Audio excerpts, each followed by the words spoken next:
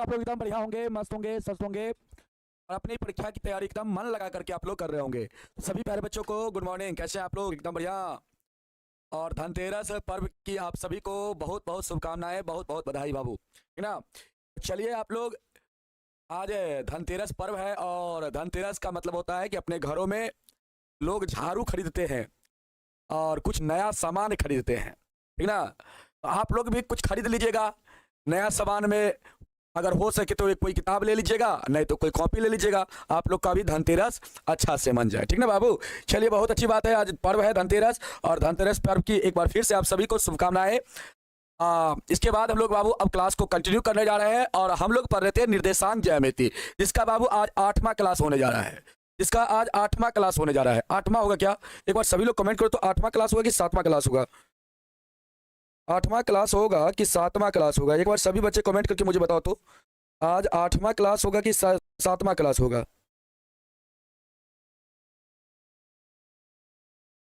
7वां ना होगा? 7वां ना होगा बाबू? 7वां क्लास होगा। 7वां होगा कि 8वां होगा? जल्दी से एक बार कमेंट करो तो आप लोग। हमने लगता है गलत बना दिया है, एक बार आप लोग कमेंट करेंगे तो एप्लीकेशन चेक कर लेते हैं। 8वां होगा क्या 7वां होगा? मेरे ख्याल से 7वां क्लास होना चाहिए, मेरे ख्याल से 7वां क्लास होना चाहिए। 8 लगा दिया है। एक मिनट एक मिनट एक मिनट एक मिनट।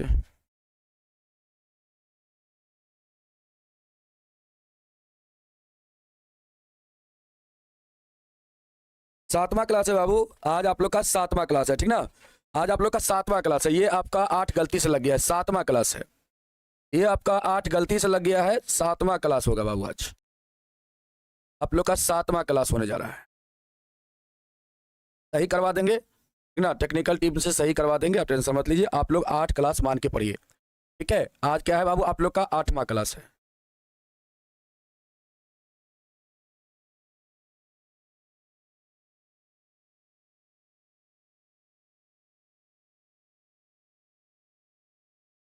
चलिए चलिए बाबू, हम लोग पढ़ रहे थे, कौन सी चीज पढ़ रहे थे बाबू? हम लोग एक्सरसाइज पढ़ रहे थे 7.2 को पढ़ रहे थे, जिसमें 3 गो सवाल रह गया था।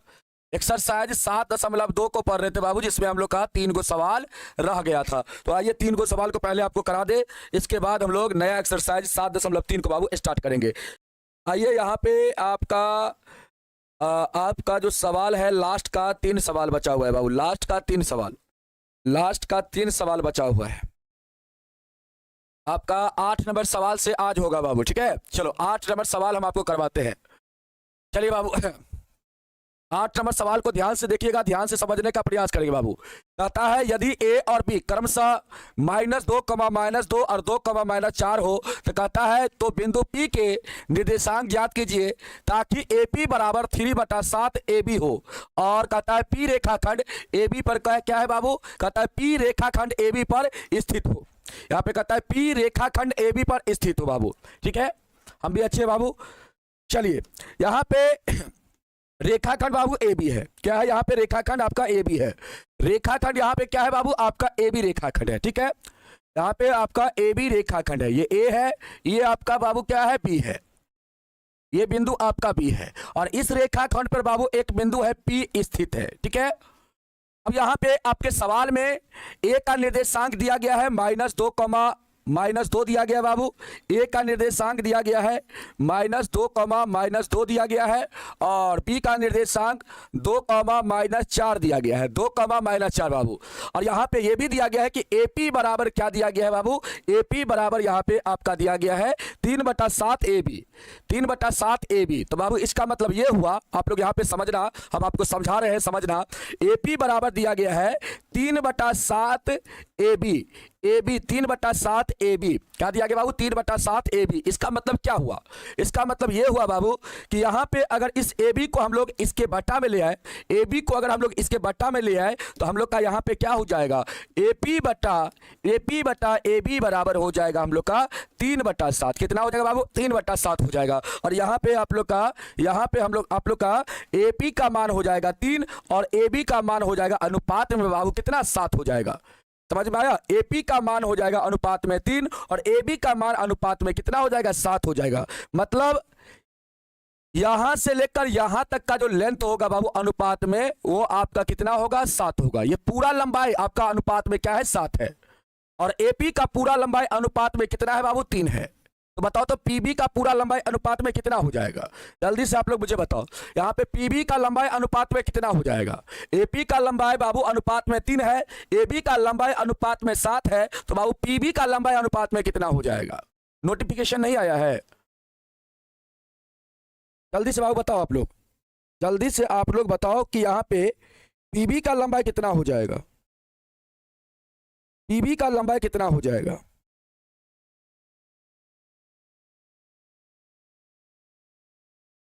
कितना हो जाएगा बाबू? 4 हो जाएगा। बहुत अच्छा। हेलो,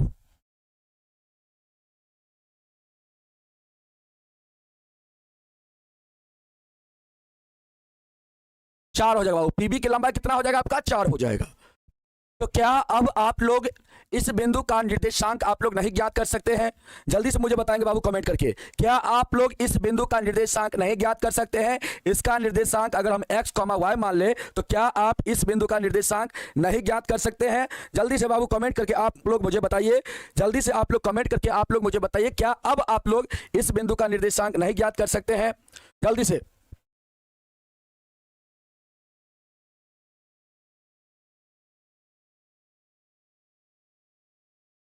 जल्दी से बाबू,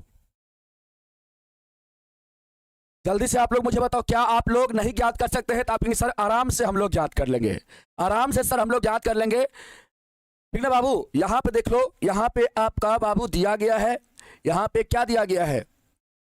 यहां पे दिया गया है, यहां पे सबसे पहले आपका सब कुछ तो दिया ही गया था। यहां पे माना कि आप कर देंगे, माना कि बिंदु पी का निर्देशांक, बिंदु पी का आप निर्देशांक यहां पे मान लेंगे। निर्देशांक को बाबू आप यहां पे मान लेंगे x, y। क्या मान लेंगे आप? यहां पे x, y मान लेंगे। x, आप क्या मान लेंगे बाबू? y मान लेंगे। ठीक है, इसका निर्देशांक को आप x, y मान लेंगे। अब देखिए बाबू, यहां पे आपको बिंदु P का निर्देशांक निकालना है, तो बिंदु P का निर्देशांक निकालिए। बिंदु P का निर्देशांक मतलब यहाँ पे x का वैल्यू पहले निकालते बाबू, x बराबर, तो यहाँ पे x बराबर क्या हो जाएगा? इधर गुना करेंगे, 3 का गुना इधर, और इस 4 का गुना बाबू हम लोग इधर कर देंगे। x का वैल्यू बाबू, x शुरू वाला मान होता है, तो इधर भी शुरू से इधर गुना करेंगे तो शुरू वाला में, और इसे इधर गुना करेंगे बाबू तो शुरू वाला में। ठीक ना? तो 3 का गुना आपका क्या हो जाएगा? 2 के साथ उधर, और इधर बाबू 4 का गुना आपका -2 के साथ हो जाएगा। अब बट्टा में क्या हो जाएगा? दोनों अनुपात का योग बाबू 3 + 4 हो जाएगा। यहां से सॉल्व करेंगे आप लोग तो 6 प्लस माइनस माइनस का 6 बाबू, सॉरी 8 माइनस का 8, और बट्टा में कितना हो जाएगा? 7 हो जाएगा। तो यहां से आपका -2 बट्टा कितना आएगा? -2 बट्टा 7 आएगा क्या? -2 बट्टा 7 आएगा क्या? एक बार जल्दी से कमेंट करो आप लोग बाबू, -2 बट्टा 7 आएगा क्या? -2 बट्टा 7 आएगा क्या? एक बार जल्दी से आप लोग कमेंट करो, -2 बट्टा 7 आएगा क्या? जल्दी से बाबू, जल्दी से कमेंट प्लीज। इसके बाद आप लोग y का मान निकालो बाबू, y का मान निकालो। यहाँ पे y का मान निकाल लो। y का मान निकालोगे बाबू तो देखो, y के लिए क्या करेंगे बाबू? हम लोग इसका गुना इधर करेंगे तो y वाला के साथ मतलब दूसरा वाला वैल्यू में, और 4 का गुना इधर करेंगे बाबू तो y वाला के साथ मतलब दूसरा वाला वैल्यू में। समझ में आ रहा है ना? जब भी y का मान निकालिएगा तो 3 का गुना इधर करेंगे बाबू तो दूसरा वाला वैल्यू मतलब y वाला वैल्यू में। ये आपका y का वैल्यू है। आप इसको ऐसे कर दीजिए, ये आपका x2 है, ये आपका बाबू y2 है, ये आपका x1 है, ये आपका y1 है बाबू। तो इधर आप गुना y का मान निकाल रहे हैं बाबू, तो इधर गुना करेंगे आप तो y वाला में करेंगे, और इधर भी गुना करेंगे तो y वाला में। तो बाबू यहाँ पे क्या हो जाएगा आपका? आपके सर यहाँ पे हम लोग का हो जाएगा, यहाँ पे हो जाएगा 3 का गुना -4 के साथ, प्लस में सर हो जाएगा 4 का गुना -2 के साथ, -2 के साथ। भट्टा में क्या हो जाएगा सर? भट्टा में हो जाएगा सर दोनों अनुपात का योग। अब बाबू यहाँ से सॉल्व कर लीजिए, 4 × 12 माइनस में, इसके बाद प्लस माइनस माइनस यहाँ पे 8 हो जाएगा। भट्टा में कितना बाबू? 7। तो यहाँ से आपका कितना आएगा? आपके सर यहाँ से हम लोग का -20/7 आ जाएगा। -20 क्या आ जाएगा बाबू? 7 आ जाएगा। ठीक है क्या? -20/7 बाबू, -20/7 आ जाएगा। तो आप यहाँ पे कहेंगे अतः यहाँ पे लिख देंगे, अतः बिंदु P का निर्देशांक, बिंदु P का निर्देशांक बराबर, भाषा बाबू अपने तौर से आप कैसे भी करके लिख लीजिएगा। यहाँ पे जो हम भाषा लिखते हैं ना, अपने मन से भी आप लिख लीजिएगा। यहाँ पे आप देखिएगा जो चीज बाबू दिया रहेगा उसके बारे में आप लोग चर्चा नहीं करिएगा, आपके सवाल में तो लिखा ही गया है। और जो चीज यहाँ पे अपने मन से आप करिएगा ना, जैसे अपने मन से इसको हम माने हैं, तो यहाँ पे जब अपने मन से जो काम करिएगा उसको यहाँ पे लिख दीजिएगा। माना कि बिंदु P का निर्देशांक x, y माने हैं आप, ठीक ना। तो यहाँ से बाबू x का वैल्यू निकाल लीजिएगा और इसके बाद y का वैल्यू निकाल लीजिएगा और इसके बाद बाबू आप लोग का x, y जो है यही P बिंदु का निर्देशांक है बाबू, यही P बिंदु का निर्देशांक है। तो बाबू यहाँ पे आपका P बिंदु का निर्देशांक क्या हो जाएगा, तो आप कहेंगे सर x का वैल्यू आया था कितना, माइनस का 2/7 आया था, y का वैल्यू माइनस का 20/7 बाबू, माइनस का 20/7। यही क्या हो जाएगा आप लोग का इस सवाल का आंसर हो जाएगा, यही क्या हो जाएगा इस सवाल का आंसर हो जाएगा। जल्दी से बताओ बाबू जल्दी से बताओ, जल्दी से आप लोग बताओ क्या आंसर मिल गया, क्या आप लोग का आंसर मिला। जल्दी से एक बार जल्दी से कमेंट करके मुझे बताओ क्या आप लोग का आंसर मिल गया ना, क्या आप लोग का आंसर मिला। यस सर मिल गया, चलिए बहुत अच्छा। तो बाबू इसमें कुछ भी नहीं था, ये सिंपल सवाल था, ये आपका सिंपल सवाल था बाबू, हम आपको बता दिए, ठीक है। और इसका रिवीजन आप खुद से कर लीजिए, ठीक ना, खुद से कर लीजिए, इसका रिवीजन आप खुद से कर लीजिए, ठीक है बाबू। चलिए समझ में आया ना, जल्दी यस या नो जल्दी से बताओ।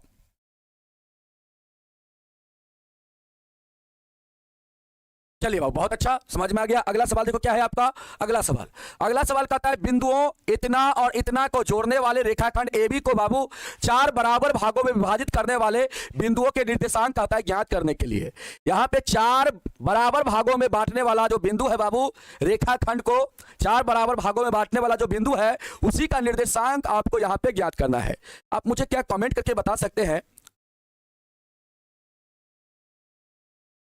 आप मुझे क्या कमेंट करके बता सकते हैं।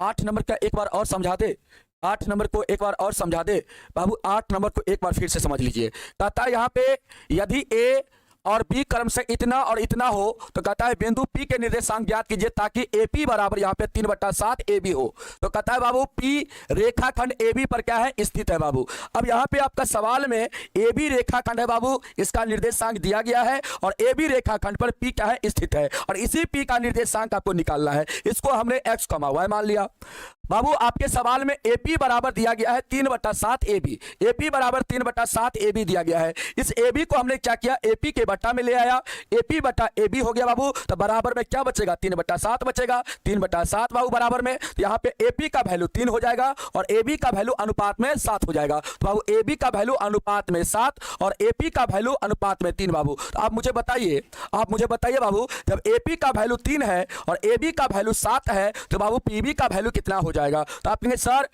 AB का वैल्यू अनुपात में 7, AP का वैल्यू अनुपात में 3, तो PB का वैल्यू हो जाएगा 7 - 3 मतलब 4 हो जाएगा। और बाबू इसका निर्देशांक को हमने x, y माना है। तो बाबू यहाँ पे आप लिख देंगे, x का वैल्यू निकालने का तरीका आपको पहले भी बताए थे।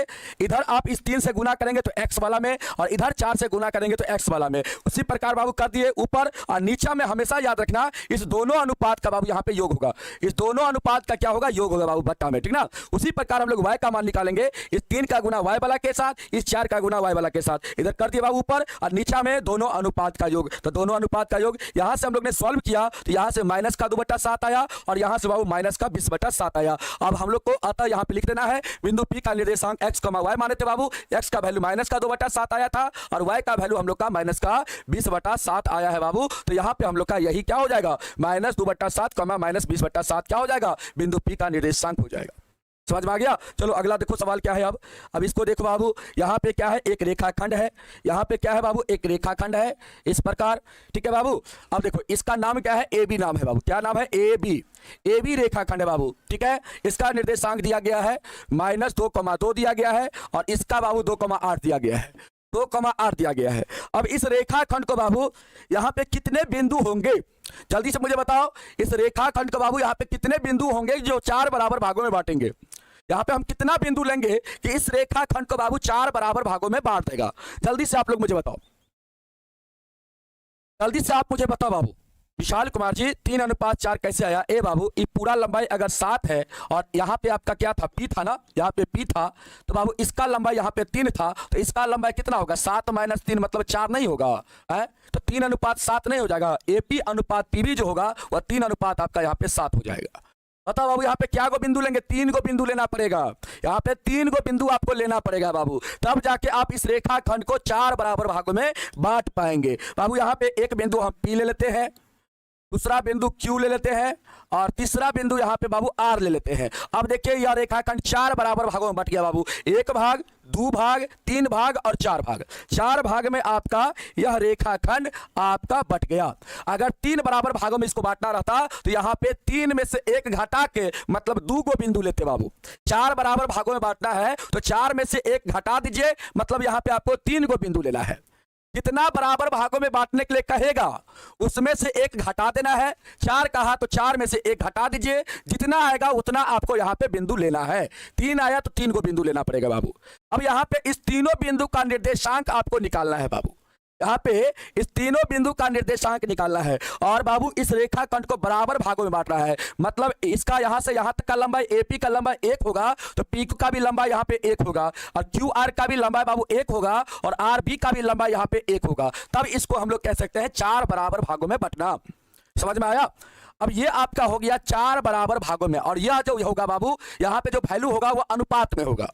क्या होगा? यह वैल्यू आपका यहाँ पे अनुपात में होगा। अब बाबू आपको यहाँ पे लिख लेना है, माना कि रेखाखंड AB को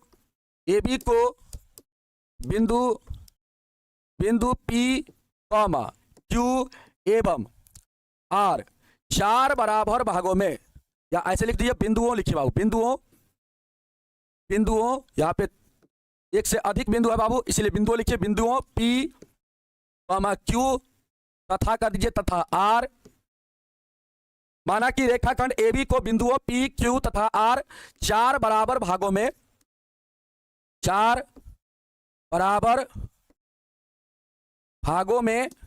बांटता है। ये बाबू यहाँ पे आप सबसे पहले लिख देंगे। अब यहाँ पे तीनों बिंदु का निर्देशांक निकालना है बाबू। यहाँ पे तीनों बिंदु का निर्देशांक निकालना है। अब देखो बाबू ध्यान से, अब यहाँ पे आप ध्यान से समझो चीज को। आपको पी बिंदु का निर्देशांक निकालना है बाबू। तो यहाँ पे सबसे पहले आपको हम समझाने के लिए अपने कॉपी में आप लोग लिख लीजिएगा, लेकिन एग्जाम में ये समझने के लिए लिखिएगा। एग्जाम में भी आप लिख सकते हैं बाबू, ठीक ना। आप एग्जाम में भी ऐसे आप दिखा दीजिएगा एग्जामिनर को, तो कोई दिक्कत वाली बात यहाँ पे नहीं है। नहीं भी दिखाइएगा तो कोई फर्क नहीं पड़ेगा। हम आपको समझाने के लिए बता रहे हैं ताकि आपको अच्छा से समझ में आ जाए। हम बाबू इस बिंदु का निर्देशांक निकाल रहे हैं, पी बिंदु का निर्देशांक निकालेंगे। तो ये अपना ए है, ये अपना क्या है बाबू? पी है। अब मुझे आप बताओ, आप ही मुझे बताओ कि बाबू एपी का लंबाई अनुपात में कितना है? जल्दी से आप लोग कमेंट मुझे करो, एपी का लंबाई अनुपात में कितना है? एपी का लंबाई अनुपात में कितना है? जल्दी से बाबू कमेंट करेंगे आप लोग, कमेंट करेंगे आप लोग। एपी का लंबाई अनुपात में कितना, अनुपात में कितना एपी का लंबाई? बाबू नोटिफिकेशन आ गया है, नोटिफिकेशन आ गया है। 1 है, बहुत अच्छा बाबू। एपी का लंबाई अनुपात में कितना? 1 है। और बाबू मुझे क्या आप लोग बता सकते हो पीबी का लंबाई अनुपात में कितना है? जल्दी से बताओ। एपी का लंबाई तो आप लोग आसानी से बता दिए सर 1 है। और बाबू मुझे आप बता दो कि पीबी का लंबाई अनुपात में कितना है? जल्दी से कमेंट करो, कितना है? नो कितना है? तो आप ये सर पीबी का लंबाई, इसका मतलब 1 + 1 + 1 मतलब सर 3 होगा। कितना होगा? 3 होगा। और पीबी आपका 3 है अनुपात में। देखिए इतना लंबाई 1, इतना लंबाई 1 और इतना लंबाई 1, मतलब पी से लेकर बाबू पी तक का टोटल लंबाई अगर देखा जाए तो 1 + 1 + 1 मतलब 3। अब इसका निर्देशांक अपने पास है, क्या है बाबू? -2,2 है। और इसका भी बाबू अपने पास निर्देशांक है 2,8। और अपने पास बाबू अनुपात आ गया है, तो क्या अब आप यहाँ पे पी बिंदु का निर्देशांक नहीं निकाल सकते हैं? अगर इसका निर्देशांक को हम लोग नहीं भी मानेंगे बाबू तो यहाँ पे हम डायरेक्ट लिख देते हैं, क्योंकि मानिएगा तो फिर लंबा प्रोसेस हो जाएगा। यहाँ पे सीधे लिखिएगा बिंदु पी का निर्देशांक। बिंदु पी का निर्देशांक बाबू आप डायरेक्ट लिखिएगा और हम डायरेक्ट लिखना आपको बता देते हैं, डायरेक्ट लिखना आपको बता देते हैं। बिंदु पी का निर्देशांक। अब देखिए बाबू आप क्या करेंगे, यहाँ पे सबसे पहले x का वैल्यू निकालेंगे। तो बाबू इधर गुना आप करेंगे और इसके बाद 3 का इधर गुना करेंगे। देखिए बाबू शुरू वाला x का वैल्यू होता है तो 1 का गुना शुरू वाला में करिए, शुरू वाला वैल्यू निकाल रहे तो 1 का गुना शुरू वाला में, और इधर 3 का गुना शुरू वाला में बाबू। तो 1 का गुना 2 में करेंगे तो 1 गुना 2 हो जाएगा। इसके बाद प्लस, इसके बाद क्या हो जाएगा बाबू? प्लस हो जाएगा। इसके बाद स्पेस थोड़ा नहीं है, चलते हम लोग दूसरा पेज बाबू। यहाँ पे आप लिख देंगे बिंदु बाबू P का निर्देशांक, यहाँ पे बिंदु क्या निकालेंगे, P का निर्देशांक। तो बाबू यहाँ पे आपका क्या हो जाएगा, आपका यहाँ पे हो जाएगा, देखो ध्यान से, इस 1 का गुना 2 के साथ, इस 3 का गुना -2 के साथ, लिखो बाबू 1 का गुना 2 के साथ, 1 का गुना 2 के साथ, अब प्लस में 3 का गुना बाबू किसके साथ, माइनस का 2 के साथ, माइनस का 2 के साथ बाबू। अब बट्टा में क्या लिखेंगे, दोनों अनुपात का योग बाबू, 1 + 3, बट्टा में 1 + 3 लिखेंगे, बट्टा में क्या लिखेंगे बाबू, 1 + 3। उसी प्रकार हम लोग दूसरा वैल्यू निकालेंगे, मतलब y का वैल्यू बाबू, तो यहाँ पे हम लोग का क्या हो जाएगा, 1 का गुना दूसरा वैल्यू मतलब y वाला वैल्यू में, और 3 का गुना इधर y वाला वैल्यू बाबू, तो 1 का गुना 8 में और 3 का गुना 2 में, 1 का गुना 8 में, 1 का गुना यहाँ पे करेंगे बाबू 8 में, और 3 का गुना कितना में करेंगे हम लोग, 3 का गुना कितना में बाबू, 2 में, 3 का गुना 2 में करेंगे यहाँ पे। अब बट्टा में दोनों अनुपात का योग 1 + 3। अब यहाँ से बाबू सॉल्व करके मुझे आप लोग बताओ कितना आएगा। आप कहेंगे सर यहाँ से हम लोग कहा जाएगा कितना, 2 और प्लस माइनस माइनस यहाँ पे हो जाएगा बाबू 6, अब बट्टा में कितना 3 1 4 हो जाएगा। इसके बाद यहाँ से बाबू 8 प्लस का 6 होगा, अब बट्टा में 4 हो जाएगा। फिर यहाँ से आप लोग सॉल्व करेंगे, यहाँ से आप लोग बाबू सॉल्व कर लेंगे तो यहाँ से कितना आएगा, -4 -4 और बट्टा में कितना बाबू 4, और यहाँ से कितना 8 6 14 बट्टा 4। तो बाबू यहाँ से आप लोग का हो जाएगा -1, यहाँ से काटना चाहेंगे तो बाबू यहाँ पे एक बार में कटेगा, और यहाँ पे 2 से काटेंगे, 2 7 14 2 दूना 4। तो बाबू यहाँ पे आप लोग का आंसर हो जाएगा P बिंदु का निर्देशांक -1, 7 बट्टा बाबू यहाँ पे आपका 2 हो जाएगा। ये आपका P बिंदु का निर्देशांक हो जाएगा बाबू। जल्दी से आप लोग मुझे बताइएगा बाबू, जल्दी से आप लोग मुझे बताइएगा, क्या आप लोग का यही आंसर है, P बिंदु का निर्देशांक बाबू आप लोग का निकल चुका है, क्या आप लोग का यही आंसर है, जल्दी से आप लोग बताएंगे बाबू। P बिंदु का निर्देशांक हम लोग निकाल दिए बाबू, -1, 7 बट्टा 2, बिल्कुल सही है। इसके बाद हम लोग निकालेंगे बाबू बिंदु निकालेंगे बाबू किसका, Q का, बिंदु Q का निर्देशांक निकालेंगे। अब तो बाबू इसके लिए हम लोग को क्या लिखना है, तो अब देखो ध्यान से, अब हम लोग डायरेक्ट बाबू लिख दें यहाँ पे, देखो यहाँ पे, अब हम लोग बाबू बिंदु किसका निकाल रहे हैं, इसको हम मिटाते हैं यहाँ से। अब समझाने के लिए आपको लिख रहे हैं बाबू, बिंदु आपका निकाल दिए, यहीं पर हम समझाने के लिए लिख रहे हैं। ये बाबू आपका क्या है, A है, ये आपका क्या है, B है बाबू, और यहाँ पे Q लेंगे बाबू। अब इसका निर्देशांक हमको निकालना है, इसका निर्देशांक -2,2 है, इसका बाबू 2,8 है, और इसका निर्देशांक निकालना है। तो बाबू आप क्या मुझे बता सकते हैं, यहाँ पे AQ का लंबाई अनुपात में कितना होगा, आपने सर AQ यहाँ से लेकर यहाँ तक है, मतलब 1 + 1 सर 2 हो जाएगा। उसी प्रकार बाबू हमें QB का लंबाई आप क्या बता सकते हो, जल्दी से बताओ, क्या आप QB की लंबाई बता सकते हो। आप कहेंगे सर बिल्कुल सर, Q यहाँ से यहाँ तक है तो 1 + 1 मतलब सर 2 हो जाएगा, मतलब सर यहाँ पे हम लोग का AQ और QB का जो अनुपात होगा वह सर 2:2 हो जाएगा, होगा ना बाबू। तो यहाँ पे आप इसका निर्देशांक निकालेंगे, यहाँ पे तो आप क्या करेंगे, जल्दी से बताओ क्या करेंगे। तो बाबू यहाँ पे आप ये कर सकते हैं, आप यहाँ पे ये भी कर सकते हैं, क्योंकि बाबू ये आपका देखिए ये अनुपात 2 है, ये भी 2 है, तो ये बाबू आपका यहाँ पे मध्य बिंदु हो जाएगा, क्योंकि अनुपात दोनों अनुपात क्या है, समान है बाबू।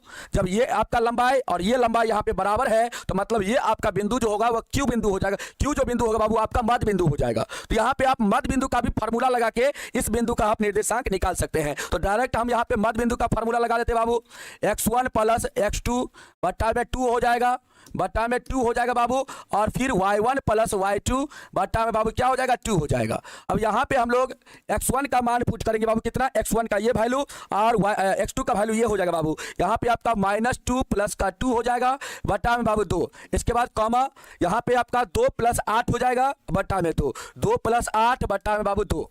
अब यहाँ पे देखो कितना हो जाएगा, यहाँ पे बाबू आपका कितना हो जाएगा, यहाँ पे आपका कितना हो जाएगा, आपने सर यहाँ पे हम लोग का हो जाएगा सर, यहाँ से बाबू 0/2 आएगा, 0/2 आएगा बाबू, ये आपका कटेगा, यहाँ से आपका 10 बटा क्या आएगा, 10 बटा बाबू क्या आएगा, 2 आएगा।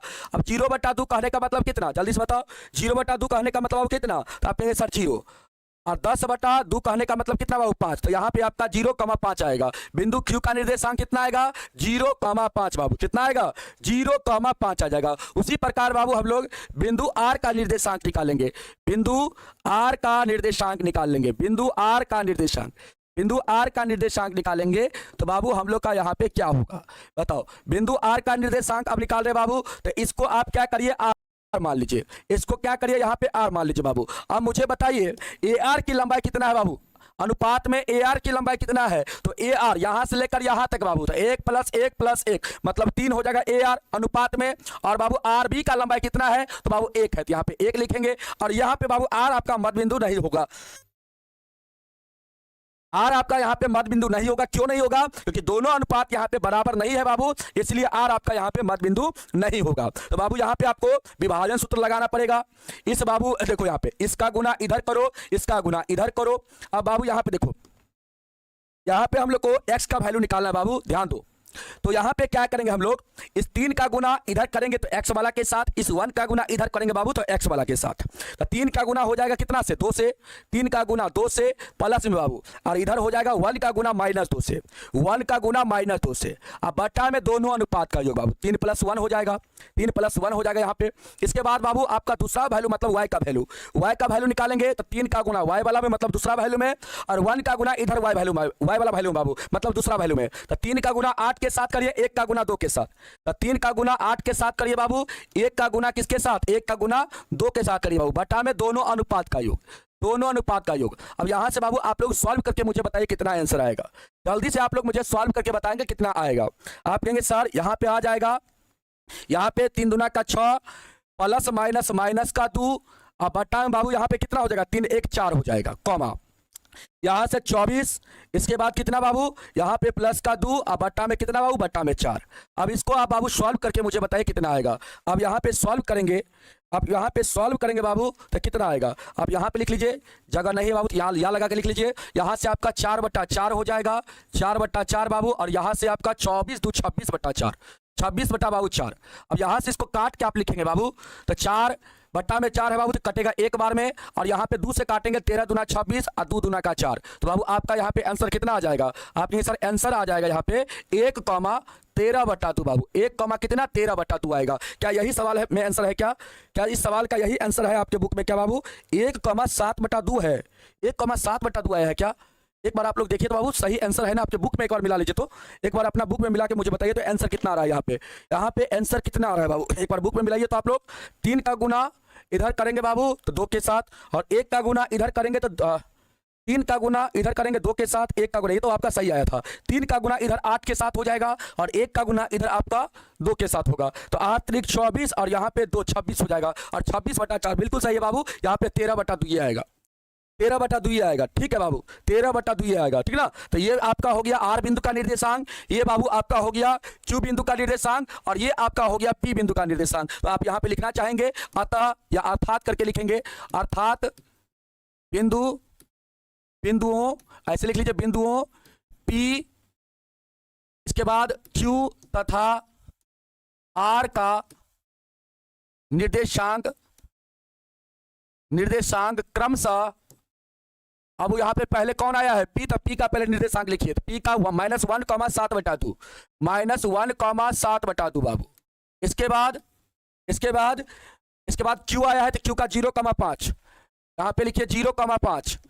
इसके बाद आर आया है तो आर का लिखिए बाबू, आर का कितना आया है? आर का आया है बाबू आपका यहाँ पे निर्देशांक 1,13/2, 1, यहाँ पे लिख लेंगे 1,13/2 होगा। ये बाबू आप यहाँ पे इस प्रकार लिख लेंगे, समझ में आया? इस प्रकार आप यहाँ पे लिख लेंगे, और इस सवाल को बाबू जरूर रिवीजन आप करेंगे। आसान सवाल है, थोड़ा सा इसको आप 1-2 बार अपने रफ कॉपी में रिवीजन करेंगे तो बाबू आराम से चीजों को आप लोग समझ लीजिएगा, आराम से चीजों को आप लोग कर लीजिएगा बाबू, ठीक ना। लेकिन यहाँ पे थोड़ा सा रिवीजन करने की जरूरत है, रिवीजन थोड़ा सा आप करेंगे बाबू तो बिल्कुल आपका आंसर आ जाएगा। अरे भाई आप बुक से आंसर मिलाओ ना, आप बुक से आंसर मिलाओ ना जयंत कुमार जी, आप बुक से आंसर क्यों नहीं मिला रहे हो? पहले बुक से आंसर मिलाओ, आंसर सही आया है कि नहीं आया है, जल्दी से आप बुक से आंसर मिलाओ बाबू। -2/7 कहाँ पे? -2/7 कहाँ पे? माइनस का 2/7 आएगा रे भाई, माइनस का 2/7 कहाँ पे आएगा? माइनस का 2/7 कहाँ पे तुम देख लिया? माइनस का 2/7 कहाँ पे तुम माइनस का 2/7 देख लिया रे? अपने बुक से मिला बाबू आंसर। बच्चे सभी बच्चे बोल रहे हैं सही है, तुम बोल रहे हैं हाँ सही है सर। चलो बाबू सब बच्चे बोल रहे हैं, लगभग सब बच्चे बोल रहे हैं सही है, लगभग क्या 100% में 100% बच्चे यहाँ पे बोल रहे हैं सही है।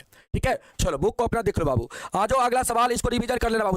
सवाल सेम था बाबू, इसमें थोड़ी कुछ था, जैसे पहला सवाल हम आपको करवाए तो वैसा ही सवाल था। कहता है एक समचतुर्भुज का छत्रफल ज्ञात कीजिए जिसका शीर्ष बाबू इसी क्रम में कहता है दिया गया है। यहाँ पे 3,0 है, 4,5 है, -1,4 है, -2, -1 है बाबू। और यहाँ पे संकेत में आपको त्रिभुज का जो समचतुर्भुज का छत्रफल दे दिया गया है 1/2 उसके विकर्णों का गुणनफल। बाबू यहाँ पे आपको समचतुर्भुज दिया गया। क्या दिया गया है? यहाँ पे समचतुर्भुज दिया गया बाबू। यहाँ पे क्या दिया गया है? ये समचतुर्भुज है बाबू, ये आपका समचतुर्भुज दिया गया है। और मान लेते हैं यह ए है, यह बी है, यह आपका सी है, यह आपका डी है बाबू। ठीक है, ए का निर्देशांक दिया गया है 3,0, बी का बाबू दिया गया है 4,5 और सी का माइनस का 1,4 दिया गया है और बाबू डी का दिया गया है माइनस का 2,-1 दिया गया है। ठीक है बाबू, ये आपका दिया गया है। तो बाबू यहाँ पे सबसे पहले आप लिख लीजिएगा, माना कि ए बी सी डी एक, या ऐसे लिख लीजिएगा, माना कि ए बी सी डी एक समचतुर्भुज है, समचतुर्भुज है। ठीक है ना बाबू, माना कि ए बी सी डी एक क्या है बाबू? समचतुर्भुज है। माना कि ए बी सी डी क्या है बाबू? यहाँ पे एक समचतुर्भुज है। ठीक है, मान लिए, और इसका निर्देशांक तो बाबू आपका दिया ही गया था। ठीक है, इस प्रकार आपका दिया ही गया है। अब मान लिए बाबू, अब देखिए यहाँ पे आपको क्या निकालना है? इसका क्षेत्रफल बाबू, इसका क्षेत्रफल आपको निकालना है। तो बाबू क्षेत्रफल निकालने के लिए क्या करते हैं हम लोग?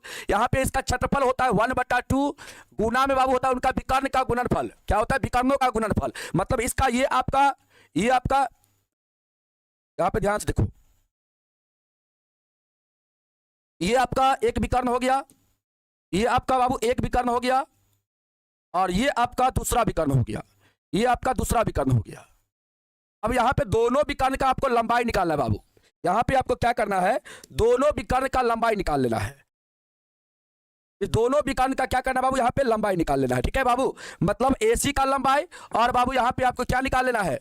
AC का लंबाई, और यहाँ पे क्या निकाल लेना बाबू? आपको यहाँ पे आपको निकाल लेना है BD का लंबाई बाबू।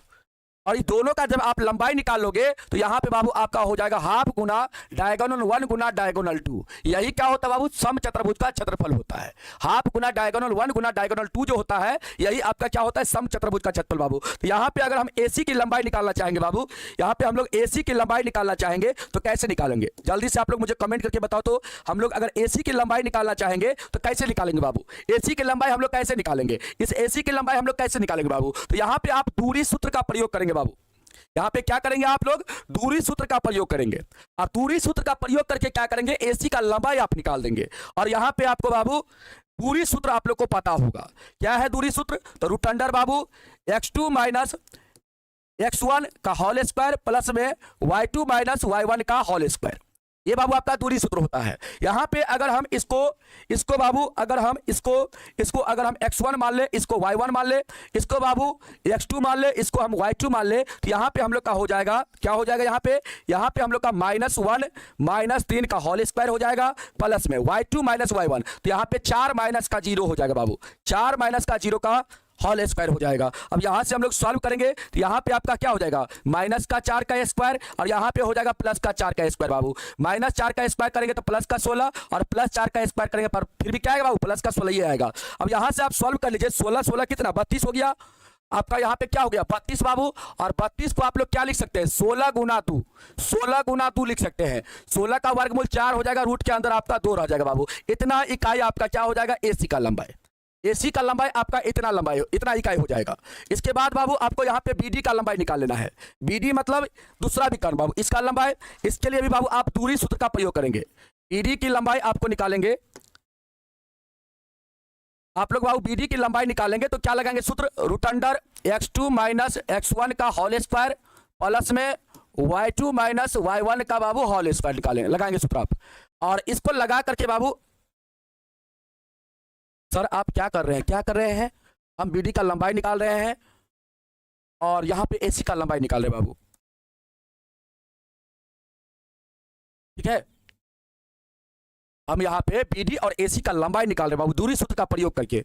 अब यहाँ पे मुझे आप बताओ, बाबू BD के लिए इसको हम मान लेते हैं, इसको बाबू हम मान लेते हैं x1, इसको हम y1 मान लेते हैं, इसको बाबू x2 मान लेते हैं, इसको हम y2 मान लेते हैं। तो बाबू यहाँ पे -2 माइनस का 4 हो जाएगा, -2 माइनस का 4 हो जाएगा, इसका होल स्क्वायर प्लस में बाबू y2 कितना है? y2 माइनस का 1, और ये बाबू आपका 5 है, तो -1 यहाँ पे हो जाएगा और माइनस का 5 बाबू, इसका होल स्क्वायर। यहाँ से बाबू आपका कितना होगा? आपका यहाँ से हो जाएगा माइनस का 6 का स्क्वायर और यहां पर भी माइनस का 6 का बाबू स्क्वायर हो जाएगा। ठीक है, आज पढ़ा करके बाबू कल भी आप लोग का सुबह में क्लास चलेगी। ठीक है, कल भी आप लोग का सुबह में हम क्लास लेंगे और आज हो सकता है आप लोग का शाम में क्लास चले, कल शाम में आप लोग का क्लास नहीं चलेगा। यहाँ पे 36 प्लस का 36 हो जाएगा बाबू, और इसको हम लोग 36 गुना 2 भी लिख सकते हैं बाबू। 72 होगा तो 36 गुना 2।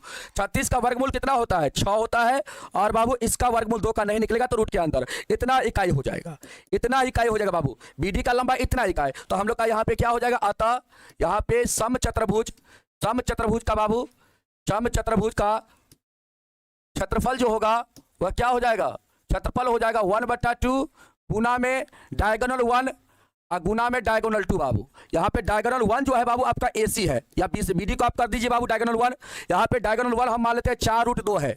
AC की लंबाई को डायगोनल 1 मान लीजिए और BD की लंबाई को क्या करिए? डायगोनल 2 मान लीजिए बाबू। यहाँ पे आपका 6√2 आपका डायगोनल 2 आ गया। अब यहाँ से बाबू सॉल्व करिए आप लोग। यहाँ पे 2 से काटेंगे, 2 दूना 4 हो जाएगा, इसको 2 बार में काट देंगे। अब गुना करेंगे बाबू तो 6 दूना 12, इस दोनों का गुना होगा 2 बाबू, तो 6 दूना 12 दूना कितना हो जाएगा? 24। तो बाबू यहाँ पे आपका 24 वर्ग इकाई हो जाएगा क्षेत्रफल। 24 वर्ग इकाई क्या हो जाएगा? समचतुर्भुज का बाबू क्षेत्रफल हो जाएगा। जल्दी से आप लोग कमेंट करके बताओ, क्या ये आपके बुक में आंसर नहीं है क्या?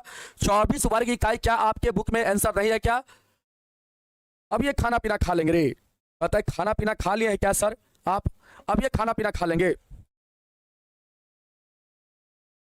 सर। आपसे पढ़कर बहुत अच्छा लगता है, सब समझ में आ जाता है। बिल्कुल बाबू आएगा समझ में, काहे नहीं आएगा रे? हम थोड़ा मैथ को एक मैथ को खोपड़ी में थोड़ा घुसा देंगे, ठीक ना। और अभी तो लग रहा होगा तुम्हारा सिलेबस चल रहा है ना, जब तुम्हारा जो हम रिवीजन करवाएंगे ना तो अब देखना रिवीजन में कैसे समझाते हैं।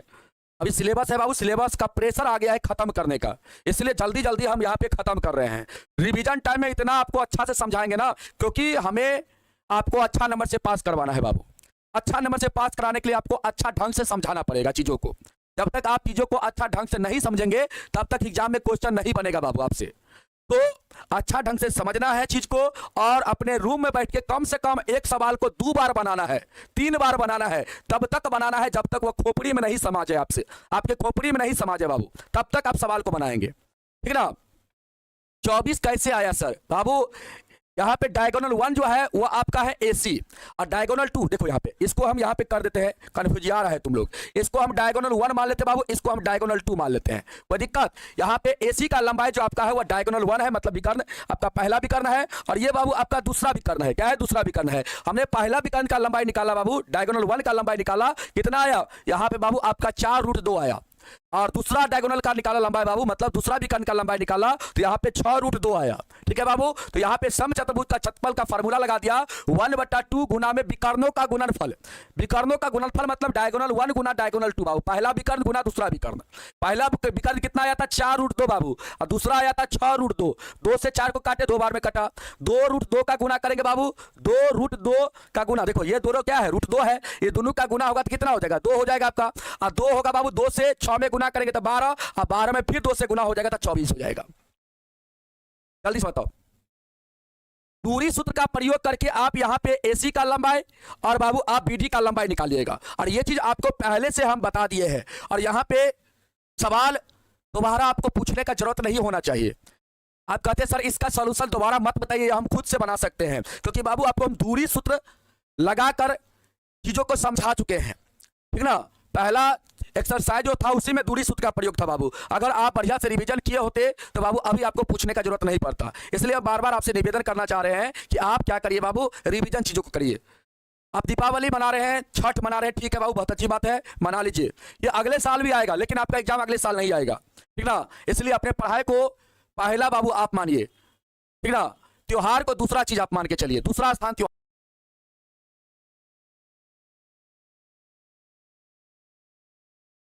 को दीजिए, पर्व को दीजिए, पहला स्थान बाबू आप क्या करिए? पढ़ाई को दीजिए, ठीक ना।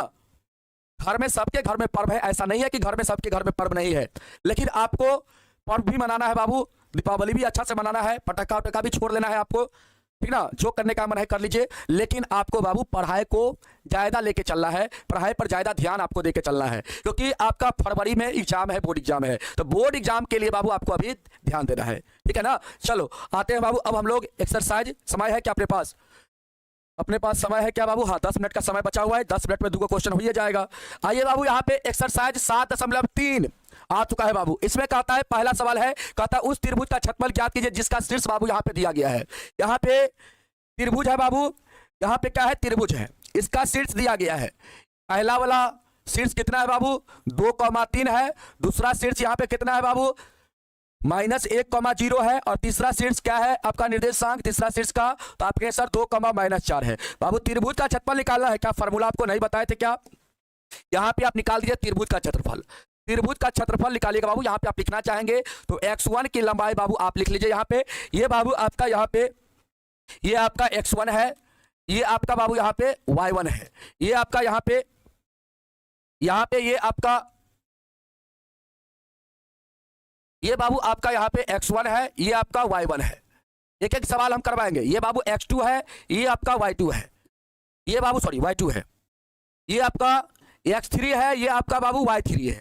ठीक है, चलो अब यहाँ पे बाबू आप लिखना चाहोगे तो लिख सकते हो, नहीं तो हम वहीं पर लिख दिए। ठीक है, आप डायरेक्ट यहाँ पे आप कर लो, यहाँ पे लिखो त्रिभुज का क्षेत्रफल। त्रिभुज का क्षेत्रफल बराबर क्या होता है बाबू फार्मूला, तो 1/2 लिखो, इसके बाद मॉड लगा दो। मॉड का मतलब होता है निगेटिव में अगर वैल्यू आता है बाबू मॉड के अंदर तो वो बाहर निकलेगा तो पॉजिटिव में निकलेगा।